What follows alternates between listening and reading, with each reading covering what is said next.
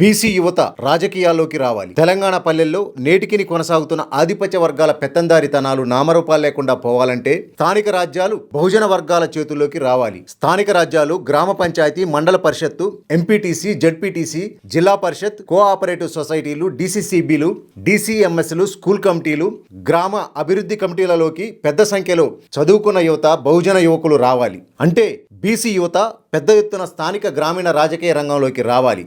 స్థానిక పాలనలో రాజ్యాంగబద్ధంగా ఉన్న రిజర్వేషన్ల స్థానాల్లోకి చదువుకున్న దళిత, గిరిజన, ఆదివాసీ, బీసీ, పలు మైనార్టీ తెగలకు చెందిన యువత రావాలి.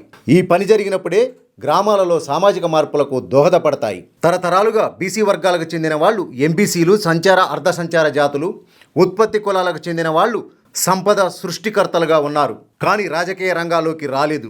సమాజంలో సగానికి పైగా ఉన్న ఉత్పత్తి కులాలకు చెందిన వారి భాగస్వామ్యం స్థానిక రాజ్యాల్లో లేకపోవడం వల్ల ఆ వర్గాలు తీవ్రంగా నష్టపోయాయి. అత్యధిక జనాభా కలిగిన వెనుకబడిన వర్గాల కులాల సమస్యలు, వాటి పరిష్కారాలు, తమ జాతులకు, సంస్కృతులకు సంబంధించిన అనేక సమస్యలను పరిష్కరించుకునేందుకు ఆ వర్గాలలో చదువుకున్న యువత రాజకీయ రంగంలోకి విధిగా రావాలి. ఆ రకంగా వచ్చినప్పుడు అట్టడుగు కులాల సమస్యలు మరింత వేగంగా పరిష్కరించుకునేందుకు మార్గాలు ఏర్పడతాయి. అదీ కాక తరతరాలుగా విన్నపాలు, విజ్ఞప్తులు పట్టుకొని గ్రామ పంచాయతీలు, మండల, జడ్పీ కార్యాలయాలు, కలెక్టరేట్ల దగ్గర నుంచి సచివాలయాల వరకు చెప్పులరిగేలా తిరిగిన బహుజన కులాల వాళ్ళు తమ సమస్యల పరిష్కారానికి తామే స్థానిక రాజ్యాల నాయకులు కావడం చాలా మార్పులకు దారితీస్తుంది. ఈ విషయాన్ని బహుజన కులాల కోణం నుంచి చూడడం కాకుండా తరతరాలుగా అట్టడుగున పడి ఉన్న వర్గాల వాళ్ళు రాజకీయ తెరపైకి రాకపోవడం వల్ల సామాజిక రంగానికి జరిగిన నష్టంగా చూడాలి. ఇది బీసీలకు రాజకీయ న్యాయంగా మాత్రమే కాకుండా మొత్తంగా సామాజిక పరివర్తనగా చూడాలి.